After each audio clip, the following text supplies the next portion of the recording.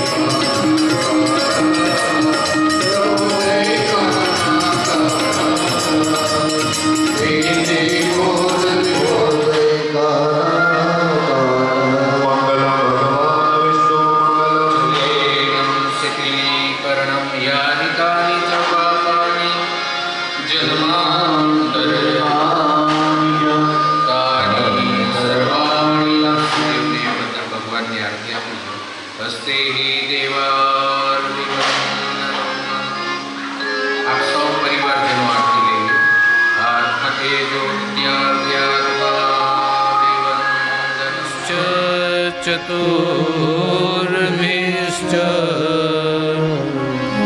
ચતુર્ભિશ્ચ ત્રિભિस्तथा षड्भिर्विराजते योऽश्वो पञ्चधा हृदये मम। प्रभुर्नन्दकुमारो मे स्वामिनी वृषभानुजा कृतार्थोऽहं कृतार्थोऽहं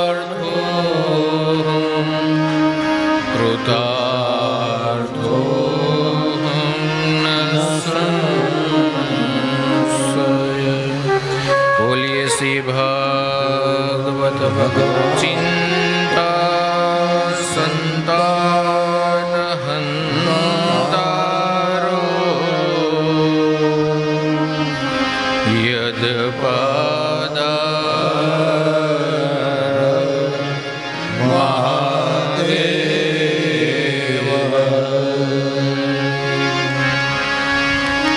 પ્રેમ ભાવ સાથે પ્રભુના નામ સંકીર્તનની અંદર જોડાઈએ. સૌ વાલા વૈષ્ણવો, સૌ વાલા ભક્તજનો,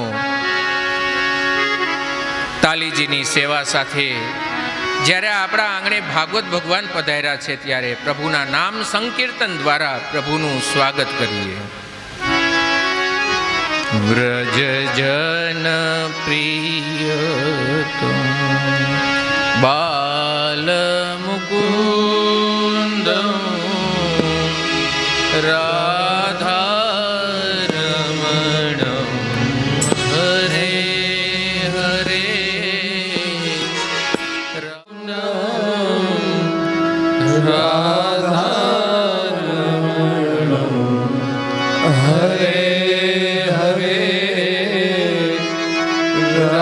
રાધારમણ હરે હરે શ્રી ભાગવત ભગવાન કી જય.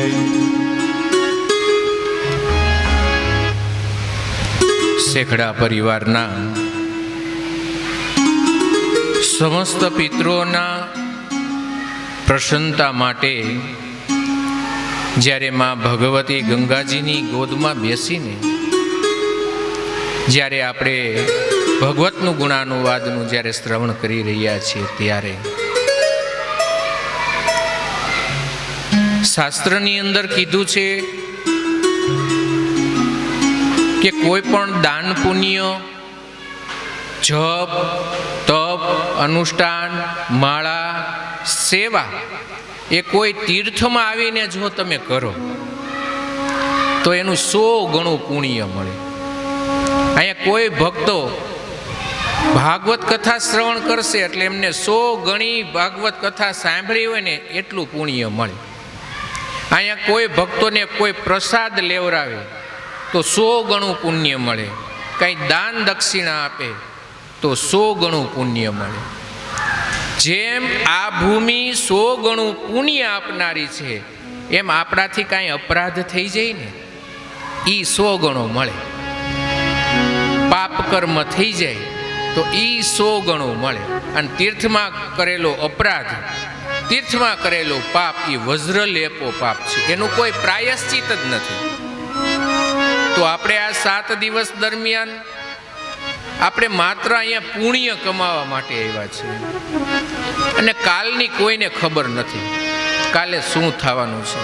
તો ભગવાને તમને તમારા જીવનના આ 7 દિવસો એ ગોલ્ડન ડે, સુવર્ણ દિવસો ભગવાને આપ્યા છે. કાલે પણ કીધું તું ને આજે પણ કહું, તમે બધાએ હરિદ્વાર ગંગાજીના કાંઠે આવ્યા નથી. તમને માં ભગવતી ગંગાજીએ તમને બોલાવ્યા છે. અને સામે જેટલા બેઠા છો ને ભક્તો, હમણાં ચૂંટણી ગઈ ને, ચૂંટણી આપણે જેમને ઇલેક્ટ કરીએ એ કોઈ વિધાનસભામાં જાય, કોઈ સંસદ સભામાં જાય ને, જેને આપણે વોટ કરી, ઇલેક્ટ કરી, પણ મારા ભગવાન જેને સિલેક્ટ કરે ને એ આ સત્સંગ સભામાં આવીને બેસો. આ તમે બધા ભગવાનનું સિલેક્શન છો, તઈ અહીં સુધી પહોંચી શક્યા છે. અરે ગામમાં કથા હોય ને આપણા ભાગમાં કથા ન હોય ને તોય કોઈ મહેમાન આવી જાય, કોઈ માસીનો ફોન આવી જાય, કોઈ દીકરી આવી જાય, ભાઈ હવે કથામાં નહીં અવાય, મહેમાન નહીં આવે. શું કામે? એના ભાગ્યમાં કથા નથી, એનું પુણ્ય નથી. તો તમે બધા ઠાકોરજીનું સિલેક્શન છો તો અહીંયા સુધી તમે આવી શક્યા અને આ કથા શ્રવણ કરવાના છો. ત્યારે ભાગવત કથાનો એક શિરસ્તો છે. ભાગવત કથા શ્રવણ કરતા પહેલા ભાગવતજીનું મહાત્મ્ય શ્રવણ કરવું છે. મહાત્મ્ય એટલે શું? ઓળખ. જ્યાં સુધી આપણને કોઈ વ્યક્તિ સાથે ઓળખાણ ન થાય ત્યાં સુધી પ્રીતિ ન થાય. પ્રીતિ એટલે પ્રેમ. તો પેલા માણસનો અનુભવ તો કરવો જોઈએ ને, એ કેવા છે, ક્યાં રહે છે. આપણે બધા યાત્રામાં ટ્રેનની અંદર આવ્યા તો આપણે એમ કે ભાઈ જયંતિ બાપા, તો તરત એનું વર્ણન કે ભાઈ માંડણ કુંડલા રહે છે, એ આવા દેખાઈ રહ્યા છે, થોડીક ઊંચાઈવાળા છે. પછી આપણે એમની ઓળખાણ થયા પછી નજીક જઈએ, પછી એનો સ્વભાવનો પરિચય આવે, એ વ્યવસાય શું કરે છે એનો પરિચય આવે, અને પરિપૂર્ણ રીતે ઓળખાણ થઈ જાય એટલે એમના પ્રત્યે આપણને પ્રેમ ભાવ લાગણી થાય. તરત બોલાવશું બાપા અહીંયા વી આવો. શું કામે? કે એનો પરિચય થયા પછી એને લાગણી થઈ આપણને. એમ ભાગવતજીની કથા શ્રવણ કરતા પહેલા ભાગવતજીનું મહાત્મ્ય સાંભળવું છે. મહાત્મ્ય એટલે વખાણ. ભાગવતજીમાં શું રહેલું છે, ભાગવતજી સાંભળવાથી શું ફળ મળે, અને ભાગવતજીનું શ્રવણ કર્યા પછી કેટલા કેટલાને ક્યાં ક્યાં ભગવાને મનોરથ પૂર્ણ કર્યા એમની કથા છે. હવે પોતે પોતાના વખાણ કરે તો કાંઈ ચાલે થોડું?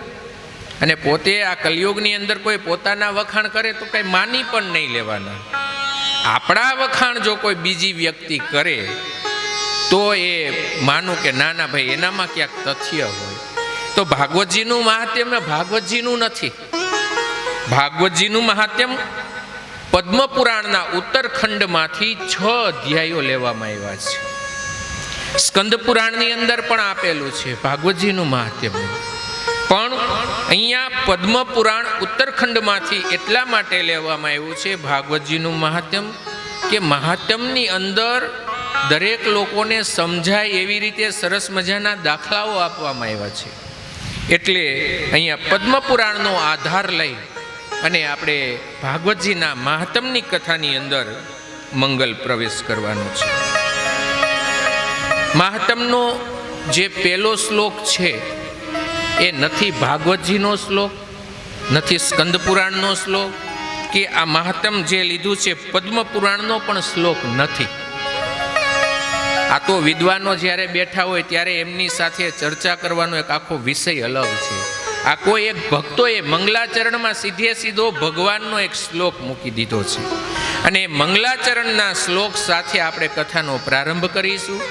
હું અહીંયાથી તમને બધાને અડધો અડધો શ્લોક બોલાવીશ. આપણે બધા જ મંગલાચરણનો શ્લોક બોલી અને કથાનો પ્રારંભ કરીશું. સચ્ચિદાનંદ રૂપાય સચ્ચિદાનંદ રૂપાય વિશ્વોદપત્યાદિ હેતવે વિશ્વોત્પત્યાદિ હેતવે તાપત્રય વિનાશાય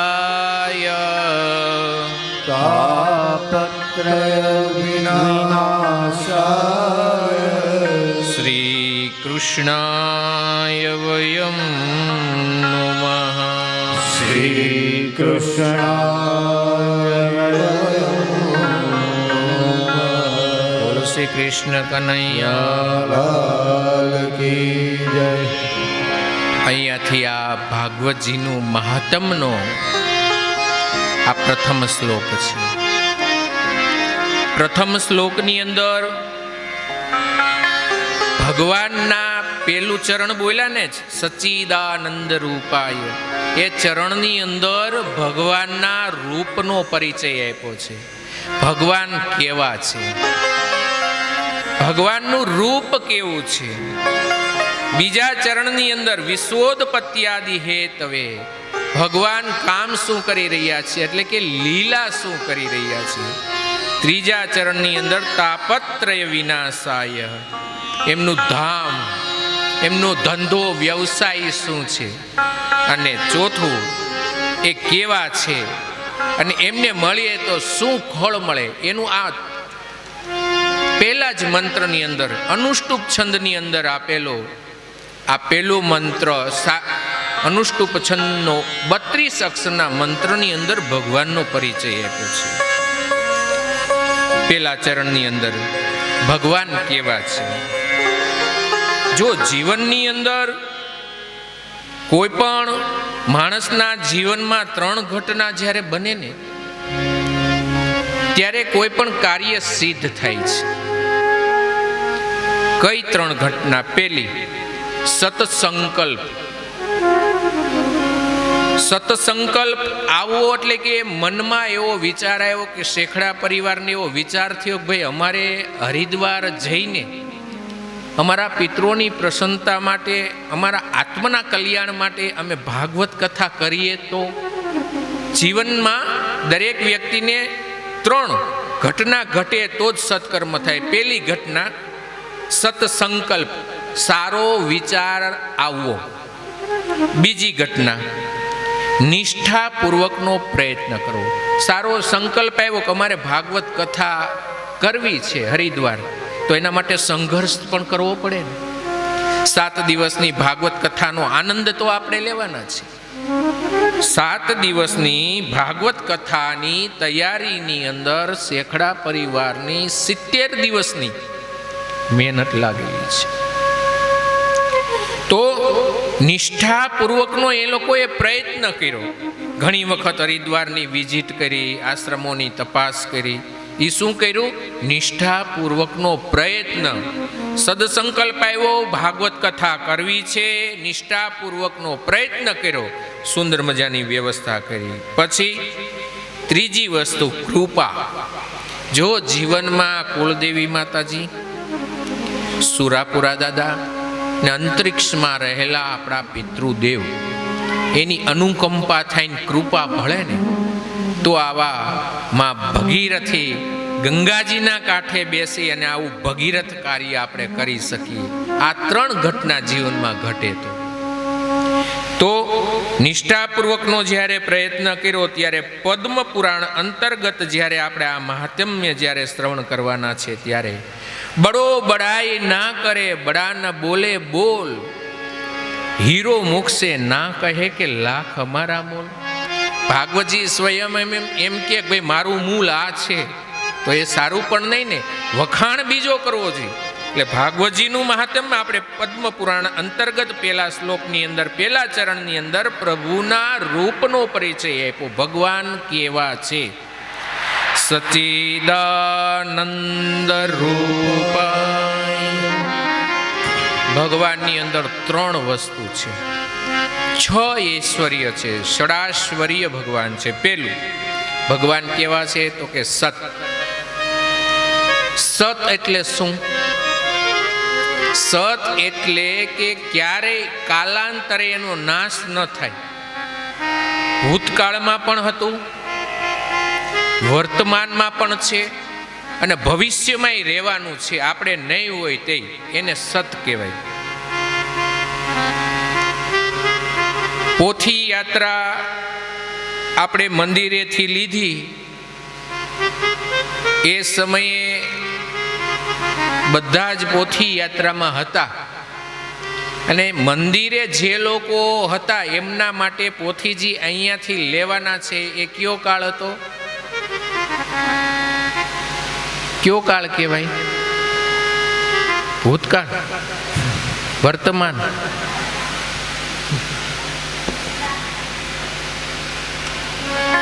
તમને એમ થાય કે આ ટીચર જેવું કેમ પૂછે છે?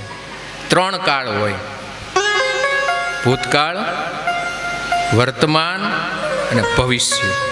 પોથીજી લેવાના હતા એ વર્તમાન કાળ હતો. બરોબર છે. બાને એક વખત તાલીઓથી વધાવો. હવે મને અહીંયા સંતોષ થયો કે જે કાંઈ હું અહીં દોય ને બધું બોઘણામ જાહે. નહીતર મને બીક હતી કે આ શોરૂમનો માલ હાળો રેકડીમાં વેચાય તો. વક્તા માટે તમે વક્તાને કેવા સાચવો છો એ જરૂરી નથી, વક્તાને તમે શું આપો છો એ જરૂરી નથી, પણ વક્તાના મુખેથી ભગવાનના ગુણ તમે બરાબર ઝીલો છો કે નહીં એ વક્તા માટે જરૂરી છે. અને વક્તાનો રાજીપો જ છે કે કથા શ્રોતા બરાબર સાંભળે. શું કામે એનુંય કલ્યાણ થાય ને કેનારનું પણ કલ્યાણ થાય, એવો હંમેશા વક્તાનો પ્રયત્ન હોય. તો એ વર્તમાન કાળ હતો. હવે ત્યાંથી આપણે પોથીજી લઈને નીકળી ગયા એટલે એ લોકોનો કયો કાળ થઈ ગયો? ભૂતકાળ. અહીંયાથી જતા રહ્યા. પછી જેમના ઘર પાસેથી, જેમના મંદિર પાસેથી પોથીજી નીકળવાના છે એના માટે કયો કાળ હતો? ભવિષ્ય. હમણાં અહીંયાથી પસાર થશે. પણ જે પોથી યાત્રામાં ત્યાં પોથીજી લીધા અને અહીંયા સુધી આવ્યા, આ બધાને તમને કયો કાળ લાગુ પડે? ભૂતકાળ કહી શકાય, વર્તમાન કહી શકાય કે ભવિષ્ય? આપણને એકય કાળ ન લાગુ પડે. શું કામે? આપણે ત્યાં વર્તમાનમાંય હાજર હતા, ભૂતકાળમાંય હાજર છે ને, બધા હારે જતા ને તો એકય કાળ લાગુ ન પડે. એમ આ સત છે, સત એને એકય કાળ લાગુ પડતો નથી. પેલા પણ હતો, અત્યારે પણ છે અને આપણે નહીં રહીએ ત્યારે પણ રહેવાનો છે, એને કહેવાય સત. બીજું ભગવાન કેવા છે તો આનંદ સ્વરૂપ છે. ભગવાનનું સ્વરૂપ કેવું છે? આનંદ. તમને બધાને પોથી યાત્રામાં આનંદ આવ્યો ને? એ આનંદ આવ્યો ને એ ભગવાન હતા. આનંદ કે બજારમાં વેચાતો મળે 5 કિલો લઈ આવીએ, 10 કિલો લઈ આવીએ, આનંદ નહીં. आनंद जो है हमारे भीतर में ही है. जो आनंद है वही प्रभु का स्वरूप है. इज आ सच्चिदानंद, आ ठाकुर जी, आ कन्हैयो पोते.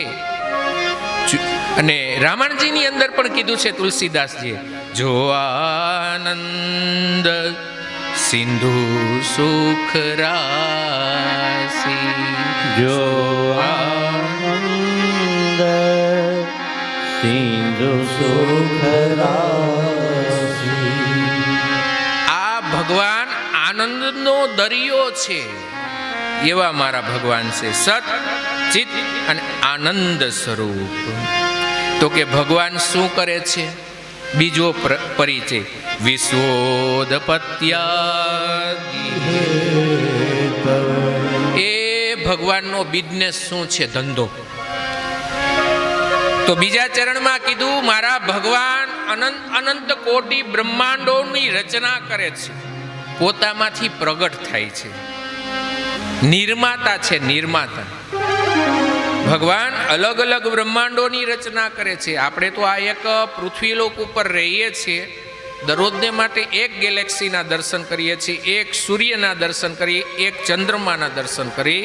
મારા ભગવાનની લીલા તો જો, આવા અસંખ્ય એવા બ્રહ્માંડો છે, અસંખ્ય એવી ગેલેક્સીઓ છે અને અસંખ્ય એવા સૂર્યો છે. એ ભગવાન રચના કરે છે. કોણ? તો કે આ લીલા કરે છે. વિશ્વોદપત્યા. તો કે આ ભગવાનને મળી તો એનું ધામ, એમને મળવું હોય તો ક્યાં જવું પડે? તો અહીં લખ્યું છે, તાપત્રય વિનાશ.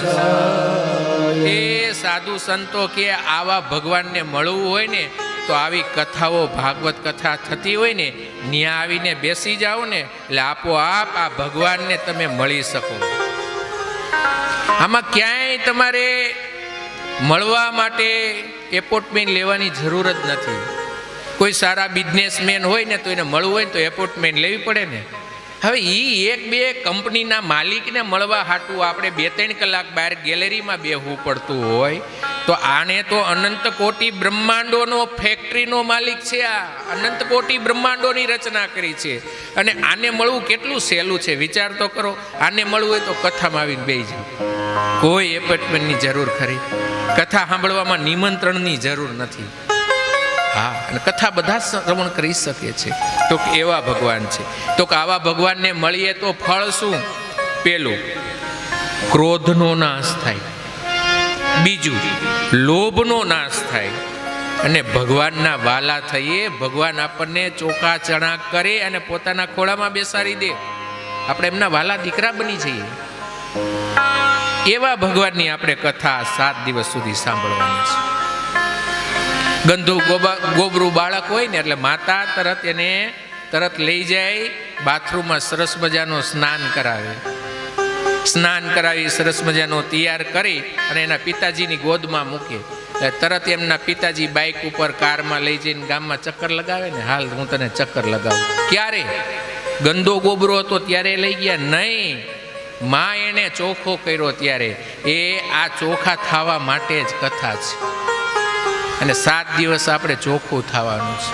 એક જગ્યાએ આવી રીતે સરસ મજાનો આશ્રમ હતો ને, એક મહાત્માજી કથા કરતા હતા. એમાંથી એક જણો ઊભો થયો કે મહાત્માજી, આ તમે જે કાંઈ બોલો છો સત ચિત આનંદ ને ભૂતકાળ ને ભવિષ્ય, એ કાંઈ યાદ રહેતું નથી ને મને કાંઈ સમજાતું નથી. તો કે કાંઈ સમજાતું નથી? તો કે ના તોય કથા સાંભળ. તો મને આવે કંટાળો બાપા. તો કે એક કામ કર, આપણું આશ્રમ છે ને એની પાછળ ગૌશાળા છે. એ ગૌશાળામાં ગોબરનો જે ઢગલો ખાતરનો પડ્યો ને એની ઉપર વાંસનો સૂંડલો છે એ લેતો હોય.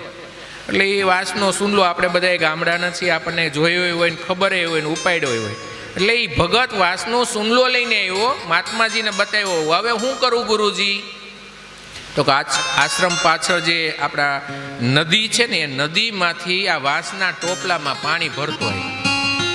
એટલે ઓલા ભાઈએ કીધું મહારાજ તમને ખાલી કથા કરતા જ આવડે છે, ઈ નો ખબર પડે કે વાંસના ટોપલામાં પાણી રે? અરે પણ તું પ્રયત્ન તો કર. અરે કે મહારાજ રે જ નહીં, તમને ખબર જ નથી પડતી, તમે સત્સંગ જ કરાવી શકો, કામ ન કરી શકો. અરે ગુરુજી કે હું કહું છું એટલું કરતો ખરો. માણસને એમ છે ગુરુજીએ કીધું તો ક્યાં કહીશે. ઈ માણસ વાંસનો ટોપલો લઈને નદીના કાંઠે આવ્યો, પેલી વાર આમ જબોળો ઊંચો કર્યો ને પાણી વયો ગયું. બીજી વાર કીધું ગુરુજીએ મોકલો છે, ક્યાં કહીશે. બીજી વાર બોલ્યો, આમ ઊંચો કર્યું, દરદ પાણી વયો ગયું. ત્રીજી વાર બોલ્યો ને આમ પાણી નો રહ્યું ને ખીજાણો. ગુરુજીના આવા ધંધા હોય. ધક્કો ખવરાયો મને. પાછો આવ્યો, ગુરુજી કથા કરતા ને હુંડલાનો ઘા કર્યો. યો ગુરુજી આમાં પાણી ભરાય? ધક્કો થયો. ગુરુજી કે ધક્કો નથી થયો. એ કે કાંઈ ફાયદો ન થયો. એ કે ક્યાંક ફાયદો થયો હશે, જો સરખું જો. તો ગુરુજીને કે એક ફાયદો થયો. તો શું થયો? એ આ ટોપલો વાંસનો લઈ ગયો ગૌશાળામાંથી, ત્યારે ગંદો ગોબર વાળો ભર્યો હતો. પણ આ જળમાં 3-4 વાર જબોળ્યો ને તો ટોપલો ચોખ્ખો થઈ ગયો. બસ ગુરુજી કે આ ટોપલા ચોખ્ખા કરવા માટે જ કથા છે, તમારે કંઈ યાદ રાખવાનું નથી. આ શું કરવાનું? આ ટોપલા બધા બેઠા ને, આ ટોપલા એ ચોખ્ખા કરવા આપણે આવ્યા છીએ હરિદ્વાર. યાદ રાખતાય નહીં, યાદ કથા રાખવાની છે નહીં. તમે બધા જો કથા યાદ રાખશો તમારે જેવા પછી કરશે હું? એટલે સાંભળવાની. 7 દિવસ જો આ જયંતિ બાપાએ બધાએ સરસ મજાનું આયોજન કર્યું છે. 7 દિવસ આપણે આનંદ કરવાનો. જબ તક રહેગી જિંદગી ફુરસત ન મિલેગી કામ છે. આખી જિંદગી કામ રહેવાનું. કુછ તો સમય એસા નિકાલો કે પ્રેમ કર લો શ્રી શ્યામ છે. ભગવાનને પ્રેમ કરવાના 7 દિવસ મળ્યા છે. અને આપણી એક જ સત્રમાં કથા દરરોજ રહેવાની છે, 8 થી 12:30. આજે આપણે પોથી યાત્રાની અંદર સમય વધારે લીધો ને, કદાચ 10 મિનિટ 15 મિનિટ આમ તેમ થાય તો આપણે સભા બનાવી રાખશું. કારણ કે તમે એટલો સમય લીધો ને, મારે તો 8 વાગે કથા ચાલુ કરી દેવાની હતી, તમે બધા મોડ આવ્યા તો મારો એ હક બને ને અડધી કલાકનો આજ પૂરતો. હા, એટલે આપણે મહાત્મની કથા પૂરી શ્રવણ કરશું. અને એક સત્રમાં આપણે કથા સાંભળવાની છે. અને બપોર પછીના સત્રમાં જ્યાં આપણને ઉત્સાહ થાય ને હરિદ્વારના દેવ દર્શને જાશું, ગંગા સ્નાન કરશું, હરકી પોઢીએ જઈને ગંગા આરતી કરીશું. ઘણા તીર્થ ક્ષેત્ર છે એની અંદર યાત્રા કરીશું. તો ભાગવતજીના મહાત્મની અંદર એવા મંગલાચરણનો જ્યારે પેલો શ્લોકનું આપણે ગાયન કર્યું. હવે મંગલાચરણ, આપને વિચાર આવે મંગલાચરણ એટલે શું? મંગલાચરણની અંદર 3 વસ્તુ હોય. પેલી વસ્તુ નિર્દેશ. આ ગ્રંથની અંદર શું રહેલું છે, 7 દિવસ આપણે શું સાંભળવાનું છે એનું. બીજું, ઈષ્ટ વંદના. જે વ્યક્તિ આ કથા કહેવાનો છે એના ઈષ્ટદેવને એ પોતે વંદન કરે છે. ત્રીજું, જે વ્યક્તિ કથા કહેવાનો છે એના ગુરુ મહારાજને એ પ્રણામ વંદન કરે. આ ત્રણેય વસ્તુ જેમાં હોય, વસ્તુ નિર્દેશ, ઈષ્ટ વંદના અને ગુરુ વંદના, આ ત્રણેયનું સમન્વય થાય ને એને મંગલાચરણ કહેવાય. આ ત્રણ વસ્તુ આવવી જોઈએ તો જ મંગલાચરણ કહેવાય. પેલામાં વસ્તુ નિર્દેશ, આપણને કીધું 7 દિવસ કોને સાંભળવાના છે, તો ભગવાનને. તો ભગવાન કેવા? સચ્ચિત આનંદ સ્વરૂપ, આ વિશ્વની ઉત્પત્તિ કરનારા, લય કરનારા, પાલન પોષણ કરનારા એવા ભગવાનની કથા આપણે સાંભળવાની છે. બીજામાં તો કે ઈષ્ટ વંદના છે. યમ પ્રવ્રજંતમનુપેતમપેત કૃત્યમ દ્વેપાયનો વિરહકાતરયા પુત્રેતિ તન્મયતયા તરવો બિનેન્દુ સ્તં સર્વભૂતહૃદયં મુનિમાનતોસ્તિ. ઈષ્ટ વંદનાની અંદર બીજા મહાત્મના શ્લોકની અંદર સુખદેવજી ભગવાનની વંદના છે કે વ્યાસ ભગવાનના આશ્રમની અંદર લાંબા સમય સુધી એમને ત્યાં સંતાન નહોતું અને સુખદેવજીનું પ્રાગટ્ય થયું. જન્મતા વેદ સુખદેવજી મહારાજ યજ્ઞોપવિત સંસ્કાર નહોતા કર્યા એ જ પહેલા પોતાના પિતાનો આશ્રમ છોડી વન તરફ ભાગ્યા, ઘર છોડીને હાલતા થઈ ગયા. અને કહે છે વ્યાસજી કે હે પુત્ર ઉભો રે, ક્યાં જહે છે? પુત્રેતી તન્મયતયા, હે પુત્ર. પણ નિજાનંદની અંદર ખોવાયેલા સુખદેવજીએ એનું સાંભળ્યું જ નહીં કે મને મારા પિતાજી બોલાવી રહ્યા. એટલે પિતાજીને કોઈ જવાબ નથી આપવો એવો કોઈ ભાવ નહોતો, પણ ભગવાનમાં જ એટલા રત હતા કે એને સમાજની અંદર કોણ બોલી રહ્યું છે એ કંઈ સંભળાતું જ નહોતું, માત્ર ભગવાન જ એને દેખાતા હતા. ત્યારે સુખદેવજીએ જવાબ પ્રત્યુત્તર વ્યાસજીને ન આપ્યો ને તો વનના ઝાડવા બોલ્યા. આમાં લખ્યું છે પુત્રેતિ તન્મયતયા તરવો વિનેન્દુ સ્તં સર્વભૂતહૃદયં મુનિમાનતોસ્તિ. એ ઝાડવાઓ બોલ્યા. ઝાડ બોલે? હે, હા ના કેજો, મને ખબર હોય. ઝાડ બોલે? ન બોલે ને. ઝાડ બોલે, પણ એ સામી એવી વ્યક્તિ હોય, પુણ્યશાળી હોય, તપસ્વી હોય તો એ વૃક્ષોની વાણી સમજી શકે. આપણા ગઈઢિયા નહોતા પેલા, રાત્રિના સમયે અમુક પ્રકારના પક્ષીઓ બોલતા તો કહી દેતા હતા હવે બાજુના ગામમાં ધાડ પડવાની છે કે, અથવા એવો કર્કશ કાગડો બોલે તો ભાઈ અપશુકન થાય, નહોતા કહી દેતા. અમુક શિયાળિયા સીમમાં રોતા હોય તરત કહી દે. એ શું કામે?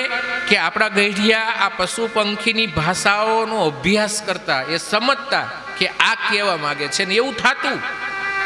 તો આ વનના વૃક્ષોએ વ્યાસ ભગવાનને કીધું કે હે વ્યાસજી, આ પુત્ર માત્ર તમારો નથી, આ પુત્ર આખા જગતનું કલ્યાણ કરવાનો છે.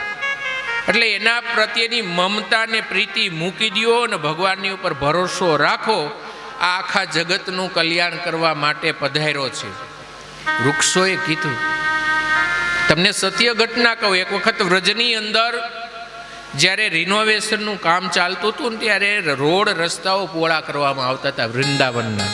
આજે તમે વૃંદાવનની યાત્રા કરો ને સરસ મજાના ડબલ ટ્રેકવાળા રસ્તાઓ થઈ ગયા છે. ખૂબ સરસ ડેવલપ કર્યું છે આપણી સરકારે. અયોધ્યા, કાશી, એમ વૃંદાવન. હવે મથુરાનો વારો છે. થોડુંક એટલું છે.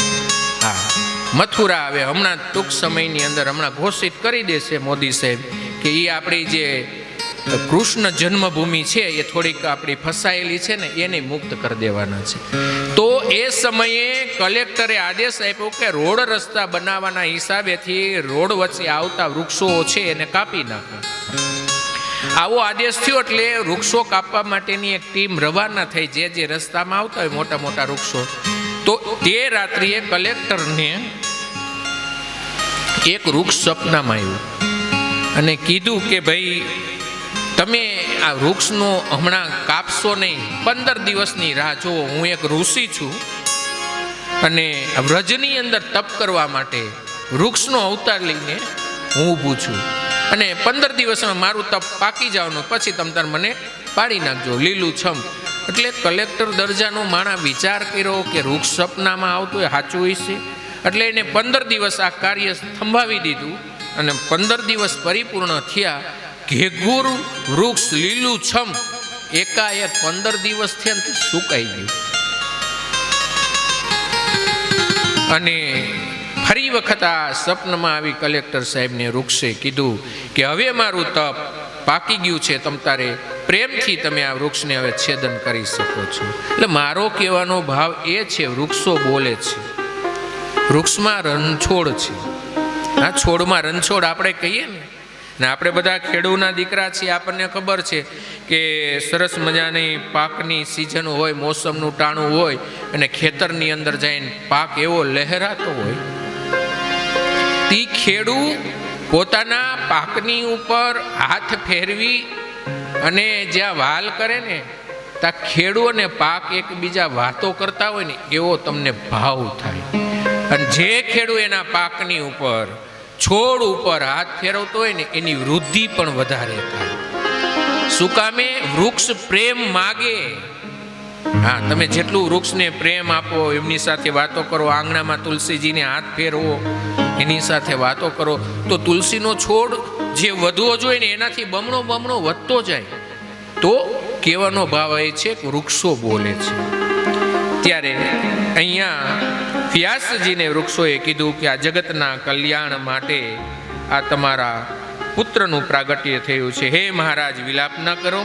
ત્યાર પછી સોનક મહારાજજી કહે છે કે અજ્ઞાન ધ્વાંસ વિધ્વંસ. સાંભળજો, આ તમને દ્રષ્ટાંત એટલા માટે દઉં છું કે આ કથા શ્રવણ કરવામાં તમને સહેલી પડે. હવે એમના માણસને ત્યાં એમના દીકરીના લગ્ન હતા.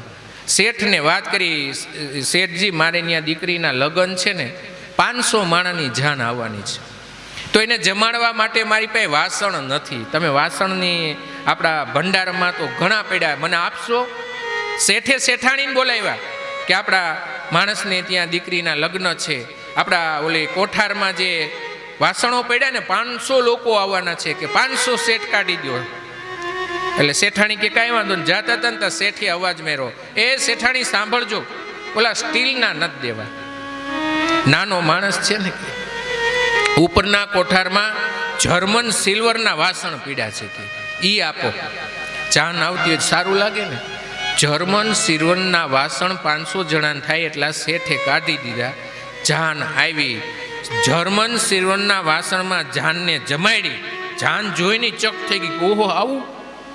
અને પણ આ નોકરને એ વાસણ સાચવતા ન આવડ્યું ને, એટલે સફાઈમાં ભેગા કરવામાં એ જર્મન સિલ્વરના વાસણ ગોબા ગળિયાવાળા કરી દીધા અને પાછો દેવા આવ્યો. શેઠે જોયું કેટલા નવા નિકોર મેં અને જર્મન સિલ્વરના વાસણ આપ્યા હતા, પાછા દેવા આવ્યો તો એ ગોબા ગળિયાવાળો કરીને આપી ગયો.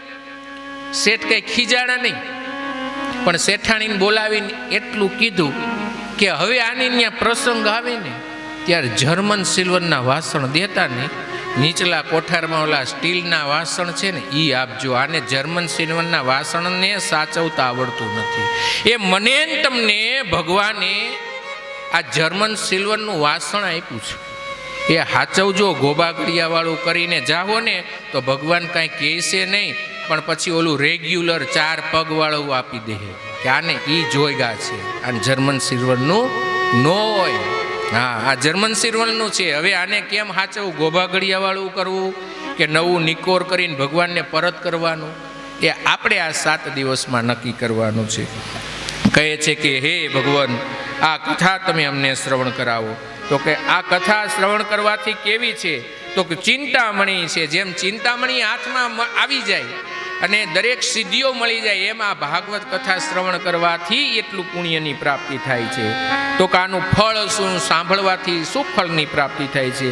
ત્યારે કહે છે એ તસ્માત પરમ કિંચિન મનઃ શુદ્ધે ન વિદ્યતે જન્માંતરે ભવેત પુણ્યમ તદા ભાગવતમ લભેત. કથાની શરૂઆતમાં મેં તમને કીધું હતું કે તમે બધા ઠાકોરજીનું સિલેક્શન છો. તમે અહીંયા ગંગાના કાંઠે આવ્યા નથી, તમને ગંગાજીએ બોલાવી છે. જો આ શ્લોકમાં એનું પ્રમાણ સાંભળજો. એમાં લખ્યું છે એ તસ્માત પરમ કિંચિન મનઃ શુદ્ધ્યેન વિદ્યતે. કથા શ્રવણ કરવાથી મન વાણી એ પવિત્ર બને છે. બીજું શું મળે? તો કે આ બધું ક્યારે થાય? જન્માંતરે ભવેત પુણ્યમ. આ જેટલા સામે બેઠા ને એ બધાયના જન્મો જન્માંતરના પુણ્ય ભેગા થયા હોય ને ત્યારે આવી કથામાં, આવા તીર્થક્ષેત્રમાં આપણે આવી શકીએ. એટલું નહીં, કથા સાંભળવા જાવીશ એટલો વિચાર આવે. કરોડો જન્મના પુણ્ય ભેગા થાય તે. હા, ત્યારે વિચાર આવે. તો વિચાર કરો, એટ પ્રેઝન્ટ તમે તીર્થમાં બેસી અને ભગવદ્ ગુણાનુવાદની કથા શ્રવણ કરો છો તો આપણું પુણ્યનો ઉદય થયો એ તો પાકું ને. ભાગવતજી પ્રમાણ આપે છે જન્માંતરે ભવેત પુણ્યમ તદા ભાગવતમ લભેત. જેના જન્માંતરના પુણ્યનો ઉદય થયો છે એવા જ ભક્તજનો આ ભાગવત કથામાં આવી શકે અને ભાગવત કથા શ્રવણ કરી શકે. ત્યારે આ કથા કોણ? તો કે બ્રહ્મરાતો વિચાર્યો તદા દેવાગ્ન એવા સુખદેવજી જે બ્રહ્મરાત છે એ આ કથાને ભણ્યાતા ને એ કથાને જાણે છે. એવી દિવ્ય કથા જ્યારે આનો મહિમા જ્યારે બતાવી રહ્યા છે ત્યારે આગળના શ્લોકની અંદર સૂતજી કહે છે કે એકદા હિ વિશાલાય ચત્વાર ઋષયો મલા સતસંગાર્થમ સમાયાતા દદ્રસુ તત્ર નારદમ. એક સમયે વિશાળ ક્ષેત્ર જ્યાં ગંગાજીનો તટ છે, એટલે કે મુઝફ્ફરનગરથી 40 કિલોમીટર જેવું અંદર ગંગાના કાંઠે એ જે વિસ્તાર છે ને એને આનંદ નામનું વન કહેવામાં આવે છે. આનંદ વન. ત્યાં આનંદ નામના રાજાનું શાસન હતું. પેલી કથા ત્યાં ઋષિ મુનિઓ ભેગા થયા, સત્સંગાર્થે ઋષિઓ ભેગા થયા. એમાં કુમાર ઊંચું જે કાલે આપણે દેહ સુધીની અંદર 4 સનકાદી ઋષિ મુનિઓની વાત કરી હતી ને એ કહે છે કે કથમ બ્રહ્મ દિનમુખ કુત ચિંતા તુરોદ્ભવાન ત્વરિતમ ગમ્યતે કુત્રે કુતઃ ચિતા ગમનમ તવ. એ નારદજી ખિન્ન મનથી બેઠા હતા તો સનકાદી ઋષિ મુનિએ કીધું, મહારાજ તમે ભગવાનના ભજનમાં આટલા બધા રહેનારા મસ્ત અને તમને આવો શોખ થાય, ચિંતા થાય એ વ્યાજબી છે. તમારું ચિંતાનું કારણ શું?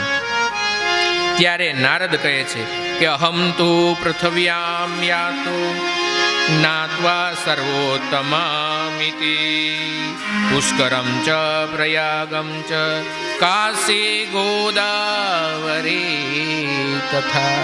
એ નારદજી કહે છે કે હે સનકાદી ઋષિ મુનિઓ, હું પૃથ્વીલોક ઉપર ગયો હતો અને પૃથ્વીલોક ઉપર પુષ્કર, પ્રયાગ, કાશી, ગોદાવરી બધાય તીર્થોમાં ગયો, પણ મને ત્યાં ક્યાંય ભગવાનના દર્શન તો ન થયા, પણ ત્યાં સત્યના દર્શન થયા. કોઈના જીવનની અંદર સત્ય નથી, સદાચાર નથી, કૂટનીતિથી જીવન જીવનારા લોકો છે. તો મહારાજે મને વિચાર આવે છે કે સત્યમ નાસ્તિ તપમ શોચમ દયા દાનમ ન વિદ્યતે. કોઈના જીવનમાં દાન નથી, સત્ય નથી. તો આવા લોકોને મેં જોયા. ત્યાર પછી મંદા સુમંદ મતયો મંદ ભાગ્યા દ્યોપદા. એ હાવ મંદમતીના લોકોને મેં જોયા. આપણને જુઓ, નારદજી મંદમતીના કહે છે તો કે શું કામે? કે પોતાના સંસારની અંદર રચા પચારે છે, પોતાના પરિવારના લાલન પાસનની અંદર વ્યસ્ત રહે છે. તો આ મનુષ્યનો આત્માનો ઉદ્ધાર કેવી રીતે મહારાજ થશે એ જોતા મને મનની અંદર ઉદ્વેગ થાય છે. પછી તો કે દરેકના સંસારની અંદર મેં એક વિચિત્ર જોયું. તો શું જોયું?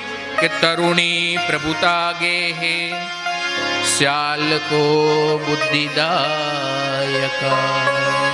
હું નથી કહેતો, સાંભળજો.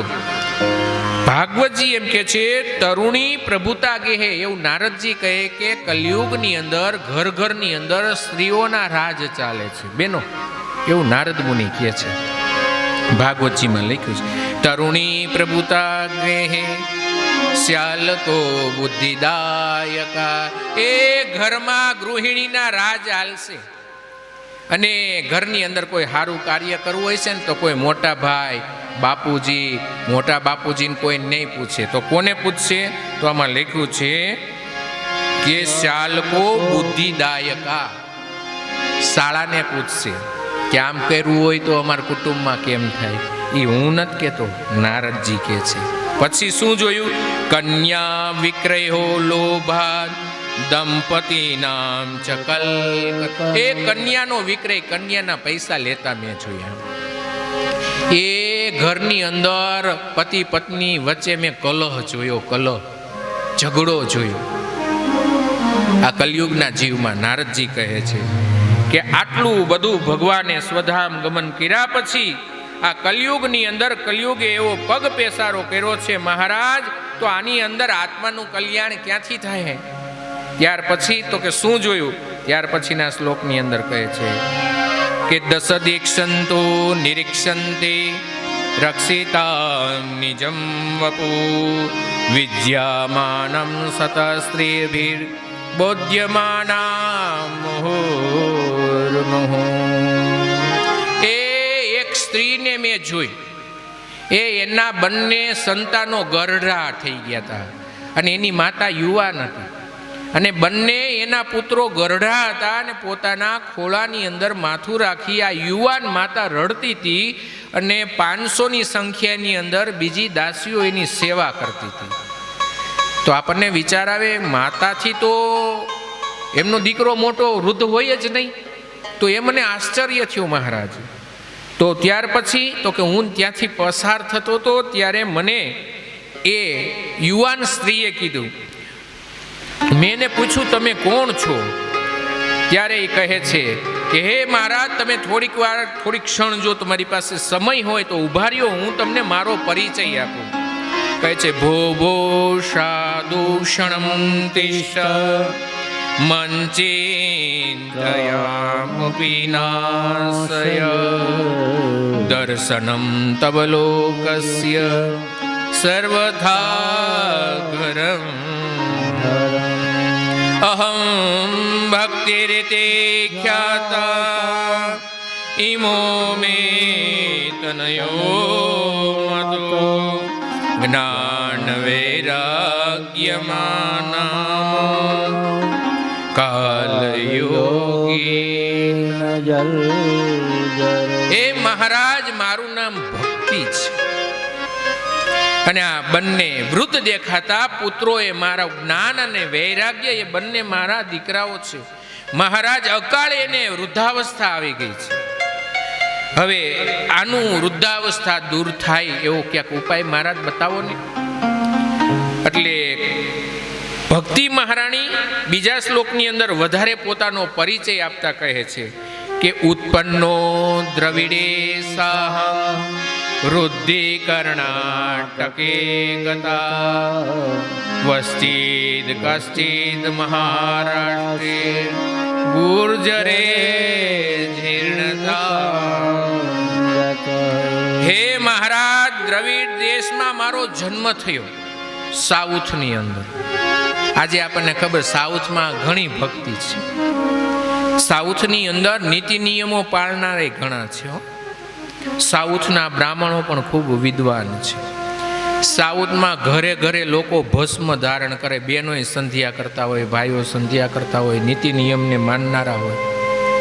ધોતી નોત પોશાક, એ પેન્ટ શર્ટ નથી પહેરતા. સનાતન ધર્મને આજે પણ સાચવીને બેઠા છે. તો સત કર્મ જ્યાં જાજા થતા હોય, સનાતન ધર્મની જ્યાં રક્ષા થતી હોય ને, ત્યાં ભક્તિ મહારાણી કે હું ત્યાં જન્મી. ક્યાં જન્મી? તો દ્રવિડ દેશની અંદર. કર્ણાટકમ, કર્ણાટકની અંદર હું મોટી થઈ. પછી કે ક્યાંક ક્યાંક મહારાષ્ટ્રની અંદર નવપલ્લવિત થઈ.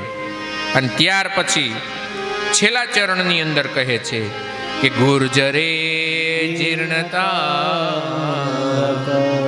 ગુજરાતમાં આવીને તો મહારાજ હું ગરડી થઈ ગઈ. વિચાર કરો, હે ગુજરાતમાં ભક્તિ આવે તો ગરડી થાય. ગુજરાતમાં આપણા કેટલા દેવ દર્શનના મંદિરો છે, હે કેટલા અનક્ષેત્રો. એ રાતે 2 વાગે જાવ તો જમવા મળે. ચોટેલાથી આ બાજુ સત્તાધારનો ઓટલો, હે પરબ, ગમે ત્યાં જાઓ ને તમને એ દેહણ જગ્યામાં ગમે ત્યાં જાઓ ને તો તમને સારામાં સારું ભોજન કરાવશે. હવે જ્યાં આનની સેવા થતી હોય, અરે શેરીમાં કૂતરી વિયાણી હોય તો એ બેનો શીરો કરીને ખવડાવવા જઈશ. એ ધર્મ નથી, છે જ ને?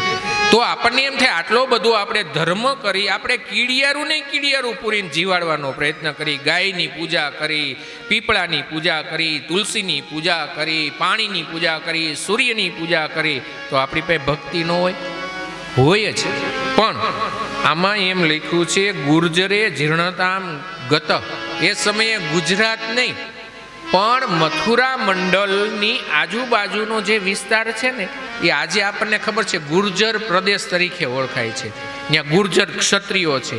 વચમાં રેલ રોકો આંદોલન, આપણું જ્યારે ઓલી ચળવળ ચાલી ને આંદોલનની, ઓલી આપણી પાટીદાર સમાજની અનામત માટેની, ત્યારે એ લોકોએ પણ અનામત માટેની પાટા બાટા ઉખાડી નાખ્યા. ત્યારે હરિદ્વારવાળા ફસાઈ ગયા ઘણા, એમાંના અમે હતા. અહીંયા એ પાટા કાઢ નાખ્યા હતા. હા, એટલે એ જે વિસ્તાર છે ને ગુર્જર પ્રદેશ, એને કીધું ભક્તિ મહારાણી કે હું ન્યા આવી ને તો ગરડી થઈ ગઈ. પછી તો વૃંદાવનમાં આવીને પાછી નવપલ્લવિત થઈ ગઈ. તો મહારાજ આ મારા જ્ઞાન ને વૈરાગ્ય પાછા જાગૃત થાય એવું તમે ક્યાંક કરો. ત્યારે નારદજીએ વિચાર કર્યો કે આના કાનની અંદર હું વેદાંતનો ઘોષ કરું, ગીતાના પાઠ કરું. તો નારદજીએ એના કાનની અંદર વેદના પાઠ કર્યા, ગીતાજીનો ઘોષ કર્યો. તો એ આ જ્ઞાન વૈરાગ્ય થોડીક આંખો ખોલે, બગાસો ખાઈને પાછા સૂઈ જાય. તો મહારાજ વિચારણા કે ભાઈ આ વેદ હું બોલ્યો, ગીતાજીના પાઠ કર્યા, એમાં બધો સાર આવી જ ગયો. તો હવે આને જાગૃત કરવા હોય તો એમાં આકાશવાણી થઈ કે હે નારદજી તમે સત્કર્મ કરો. જો સત્કર્મ કરશો તો આ જ્ઞાન વૈરાગ્ય જાગૃત થશે અને અકાળે આવેલું એની વૃદ્ધાવસ્થા નાશ પામશે અને ભક્તિ મહારાણી પ્રફુલ્લિત થશે. હવે નારદજીને કીધું ભાઈ સત્કર્મ કરો. નારદજી વિચારણા કે સત્કર્મમાં વેદથી તો મોટું કોઈ છે જ નહીં. તો એનાય મેં પાઠ કરી લીધા, મુહુર વારંવાર પાઠ કર્યા. તો એ બધા ઋષિ મુનિઓના આશ્રમમાં પૂછવા જવા માંડ્યા કે આ સત્કર્મ એટલે હું. હવે કોઈ મોટા જ ભક્ત હોય, ભગવાનના ભક્ત હોય ને એ આપણને કોઈ પૂછવા આવે તો આપણને થોડોક સંકોચ થાય ને. એટલે જે ઋષિઓ હતા ને પોતપોતાના આશ્રમો છોડીને કોઈ સમાધિમાં બેસી ગયા. હું કામ જવાબ ન દેવો પડે ને, એટલે કોઈ વનમાં જઈ રહ્યા કે ભાઈ આટલા વર્ષથી આપણે અહીં બાવા બનીને બેસી ગયા છીએ. નારદજી આવીને એમ પૂછશે કે સત્કર્મ એટલે હું જવાબ નહીં આપી શકી તો આપણું કેવું ઓલું લાગશે. એટલે રખડતા પછી આ વાત આલે ફીડબેકની અંદર સનકાદી ઋષિ મુનિઓને કે સત્કર્મ કરવાનું મન કીધું. અરે રે સનકાદી ઋષિ મુનિઓ કે સત્કર્મ કરવું એટલે ક્યાં દુર્લભ છે મહારાજ, તમે ભૂલી ગયા. તો કે શું સત્કર્મ? સત્કર્મ એટલે ભગવાન નારાયણ દ્વારા તમારા પિતાજી બ્રહ્માજીને જે ચતુર્શ્લોકી ભાગવત જે આપવામાં આવ્યું હતું એ બ્રહ્મા દ્વારા તમે એના પુત્ર નારદ છો એટલે તમારા પિતાજી બ્રહ્મા દ્વારા તમને જે ચતુર્શ્લોકી ભાગવતનો જે ઉપદેશ કરવામાં આવ્યો છે એ તમે જે વ્યાસજીને જે આ 4 શ્લોક આપ્યા અને એની 4 શ્લોકના આધારે 18,000ની વિશાળ સંહિતા ભાગવત મહાપુરાણની જે રચના કરી એ જ આ સત્કર્મ છે કે ભાગવતજીની કથા કરે. નારદજી કે હા એ તો હારું મને યાદ જ ન આવ્યું. ભગવાન એના મુખે જ કહીને ગયા હતા ને એ મારા પિતાજીને કીધું, મારા પિતાજીએ મને કીધું, મેં જે વ્યાસજીને કીધું હતું અને એ ભાગવતજીની રચના કરી. તો સંકાદી ઋષિ મુનિઓને કીધું તમે જ આચાર્ય, હું તમારો જજમાન.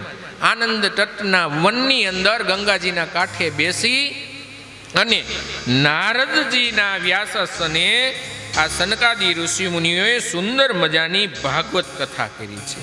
આ ભાગવત કથાની અંદર સૌ એવા ઋષિ મુનિઓને બોલાવવામાં આવ્યા છે. સનકાદી ઋષિ મુનિઓ કથા, એક ભાઈ કથા કરે છે અને બીજા ભક્તો, બીજા ઘણા એવા વનની અંદર વિચરણ કરનારા એવા ઋષિ મુનિઓને પણ નિમંત્રણ આપવામાં આવ્યું છે. એ વેદ ને વેદાંત ને એ બધાય પોતપોતાના મૂર્તિ મંત્ર રૂપ લઈ અને આ કથાની અંદર આવ્યા છે. નારદજી યજમાન, સનકાદી ઋષિ મુનિઓ વક્તા. તો કે કોણ કોણ એની કથા સાંભળવા માટે આવ્યું? તો આ એક શ્લોકની અંદર લખ્યું છે કે શ્રી ભાગવત પિયુષ પાનાય રસલંપટા.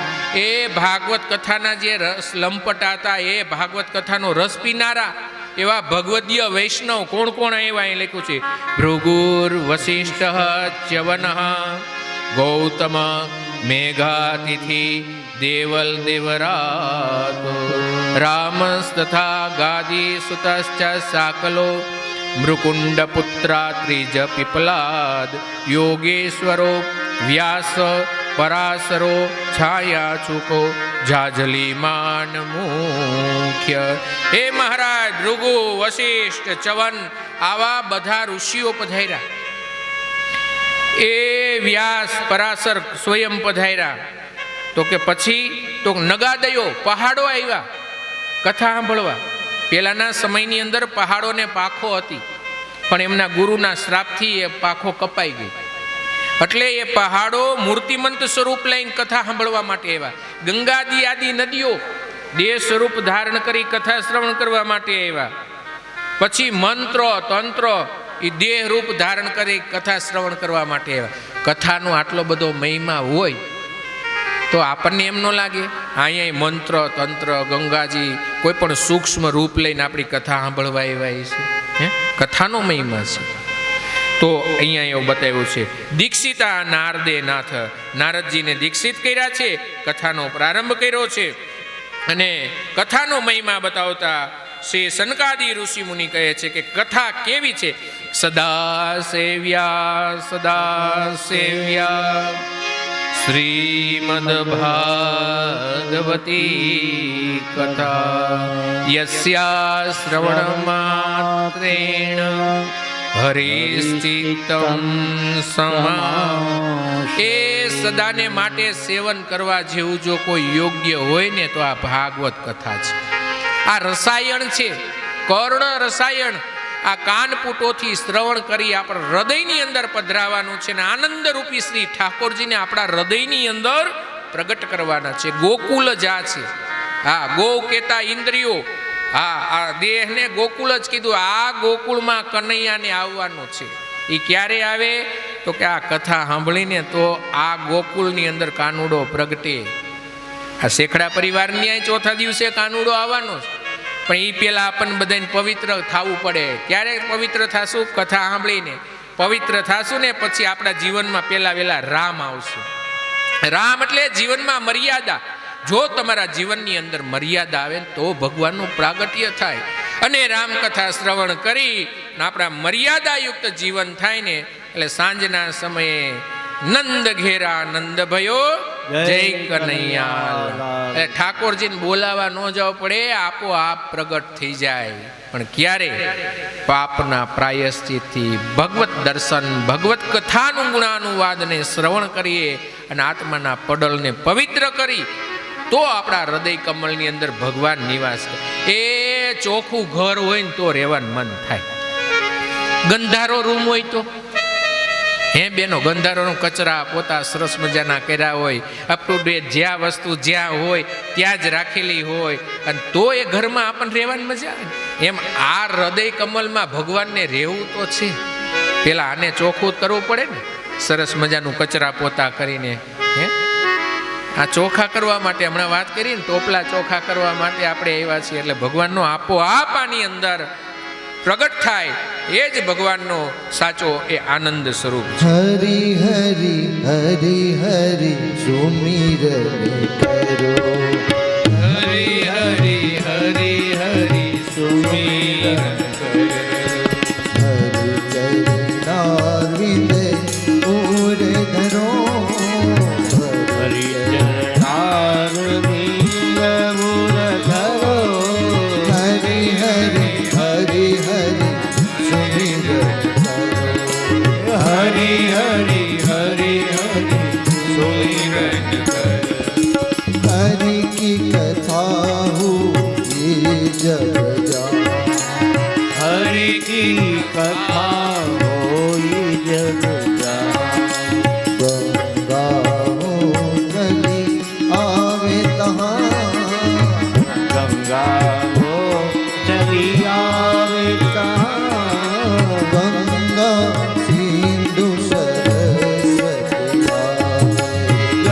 ગંગા સિંધુ સરસ્વતી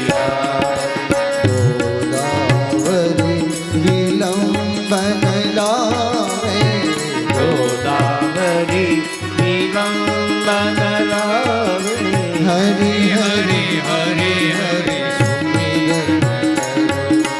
હરિ હરિ હરિ હરિ સુમિરન હરિ હરિ હરિ હરિ સુમિરન ભગવાનનું જો સ્મરણ થાય, ભગવત ગુણાનુવાદની કથા શ્રવણ કરાય તો આ હૃદય જે આલોક છે એ પવિત્ર થાય. તમને અહીંયાથી ભાગવત કથા જે મૂળ વ્યાસજીની જે રચના છે અને સુખદેવજી મહારાજે જે પરીક્ષિતને શ્રવણ કરાવી હતી એ વિહંગાવલોકનની દ્રષ્ટિએ એ જ કથા હું તમને અહીંયાથી શ્રવણ કરાવવાનો છું. આ કોઈની કોપી અહીંયાથી રજૂ થવાની નથી. અહીંથી એક જ કોપી રજૂ થવાની છે. કોની? વ્યાસ ભગવાનની. અને મારા ગુરુદેવના આશીર્વાદથી હું મૂળ કથા જ કરું છું. જે લખ્યું છે બીજા મોટા મોટા વક્તા કરતા હોય એવી કોપી કરવી એવું મને આવડતું નથી. એની કરતા ભગવાનની કોપી કરે, કોકની કોપી કરવા કરતા. બરાબર ને? તો મૂળ કથા છે. હવે મૂળ કથા હૃદય આલોક ક્યારે પવિત્ર થાય? જે કથાની અંદર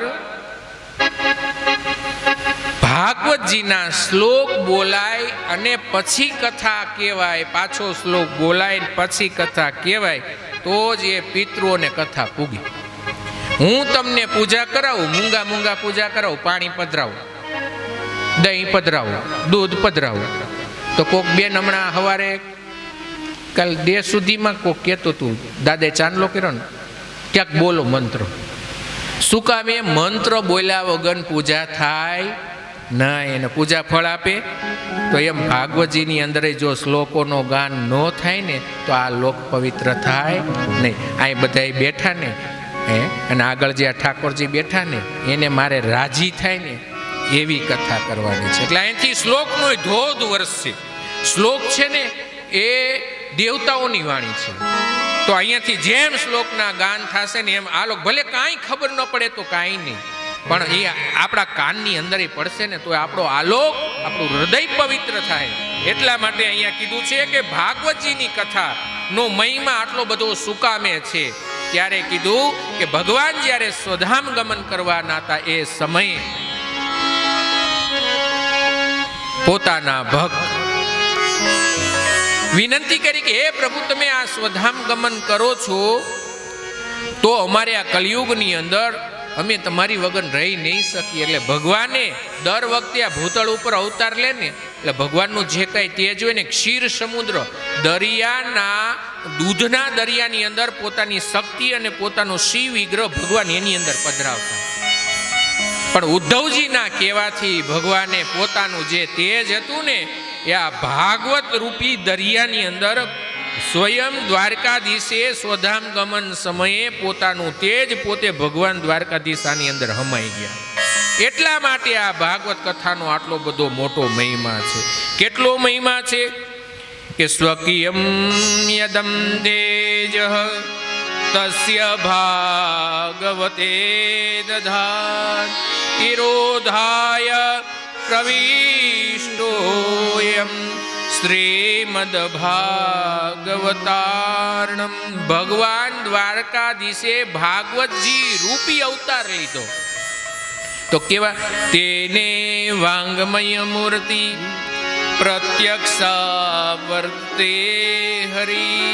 એ આ ચોપડો નથી, ભગવાન દ્વારકાધીશ સાક્ષાત બેઠા છે. આમાં લખ્યું છે સેવનાથ શ્રવણાત પાઠાત દર્શનાથ પાપનાથ. એનું શ્રવણ કરવાનું, પાપનો નાશ થાય. એ દૂરથી દર્શન કરો, પાપમાંથી મુક્ત થઈ જાય. એને સ્પર્શ કરો, એ પાપમાંથી મુક્ત થઈ જાય. શું કામે? સાક્ષાત દ્વારકાધીશ પ્રભુનું વાણીમય સ્વરૂપ છે. એટલા માટે તો આપણે આ ભગવાનને આપણા મસ્તક ઉપર ધારણ કરી અને નાચી છીએ. શું કામે? મસ્તકથી લઈને આપણા હૃદય કમલની અંદર આ ભાગવત ભગવાન રૂપી દ્વારકાધીશ ઠાકોરજી પ્રગટ થાય. આટલા વર્ષોથી કથા થતી આવે છે. ભાગવતજીનો મહિમા કેટલો દિનમ દિનમ નવેમ નવ કેટલાય વક્તાઓ કેટલી કથાઓ હરિદ્વારની અંદર 500ની સંખ્યા હજારોની સંખ્યામાં ભાગવત કથા થતી હશે. ક્યારે આ ગ્રંથ જૂનો થયો વિચાર તો કરો. છાપું આવે ને સવારે આવે સાંજે વચાઈ જાય ને આ વસ્તીની મસ્તી લઈને બીજે દી થઈ જાય પસ્તી. પસ્તી થઈ જાય ને પછી અંક આવે, પછી અંક દર મહિને આવતા હોય. મહિનો પૂરો થાય વચાઈ ગયો પછી એની પસ્તી. ઘણા જેવા વાર્તાઓ આપણે લખીએ છીએ. એનું આયુષ્ય કેટલું? રસદાર ઘણી લખી, ગુજરાતની રસદાર ને એવા ઘણા એવા ઝવેરચંદ મેઘાણીની એવી છે કથાઓ. કેટલા વર્ષ? 50 વર્ષ, 100 વર્ષ. એથી પછી કોઈ યાદ રાખવાનું? માસિક પત્રિકા લઈ લ્યો, છાપાને જોઈ લ્યો, બધાય પછી ભૂલાવા માંડ્યા. પણ નવા નવા ગીત આવવા માંડ્યા. એ બધાને આપણે કહી દે આ તો બધું અઘરું લાગશે. શરૂઆતમાં ઓલી 4 બાંગડી વાળી ગાડી ખોવાઈ ન ગયું. યાદ કરે છે કોઈ? નથી કરતો ને. પછી ઘણા એવા ગીત આવીને ગયા ને કોઈ યાદ રાખે? પણ આ ગ્રંથ લખાણો, આ ગ્રંથ વચાણો એને 5000 વર્ષ થયા. 5000 વર્ષથી આ લોકોને હજી કોઈ ભૂલ્યા નથી.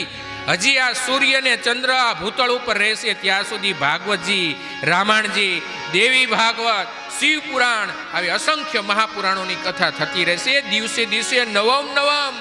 શું કામે જૂના નથી થયા? સાક્ષાત ભગવાન છે એટલા.